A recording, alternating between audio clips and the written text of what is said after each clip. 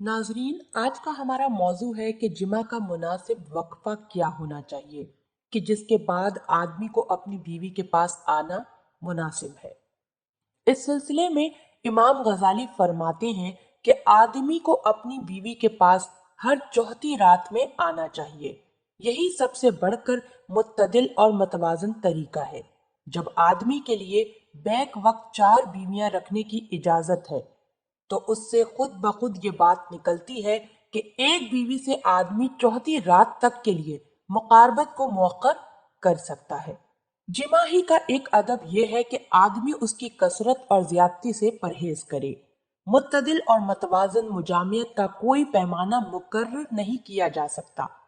सेहत और तंदुरुस्ती, उम्र के तकाजे, मिजाज के फर्क और जुग्राफियाई हालात और आबो हवा के इख्तलाफ से मुख्तलिफ अफराद के लिए यकीनन उसके पैमाने मुख्तलिफ होंगे, लेकिन इंसान बहरहाल इंसान है और उसकी कुव्वतें और सलाहियतें महदूद हैं। बीवी के साथ आखिरी हद तक जिनसी अमल एक मुश्किल काम है।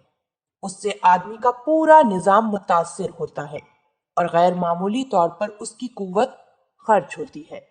दीनो दुनिया दोनों के मुफाद का तकाजा है कि आदमी की उम्दा सेहत हो।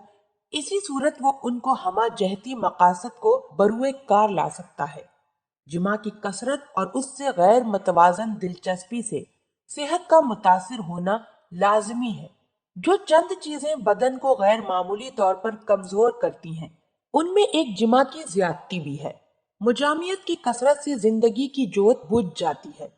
नफा बख्श और सेहत अफजा मुबाशरत के लिए दो मुजामतों के बीच काबिल लिहाज वक्फा बहुत जरूरी है।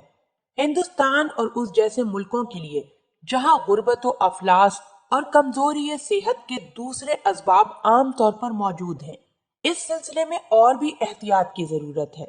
जिमा की कसरत से जिस्म को तरह तरह की बीमारियां लग जाती हैं। उससे बदन ढीला हो जाता है, कुव्वतें कमजोर हो जाती हैं, बदन की रतूबतें खुश्क हो जाती हैं, आसाब ढीले पड़ जाते हैं, अतड़ियों और रगों में कीड़े पैदा हो जाते हैं। पूरे बदन को उससे नुकसान पहुंचता है। खास तौर पर दिमाग सबसे ज्यादा मुतासिर होता है, इसलिए कि उसके नतीजे में रूह नफसानी बड़ी कसरत से तहलील होती है। अस्तराख की तमाम सूरतों में सबसे ज्यादा कमजोरी उसी से पैदा होती है। रूह के जौहर और उसके मगज को बड़े पैमाने पर जोड़ लेता है। मजामियत की ज्यादती से दूसरे अमराज भी पैदा होते हैं। उसके साथ ही ये चीज जिस्म की तमाम कुव्वतों को कमजोर कर देती है, हरारत अजीजी को बुझाती है। उसके अलावा उसकी वजह से मुबाशरत के रास्ते फैल जाते हैं, जिसके नतीजे में ये नुकसानदा फजलात को कबूल करने के लिए हर वक्त तैयार रहता है।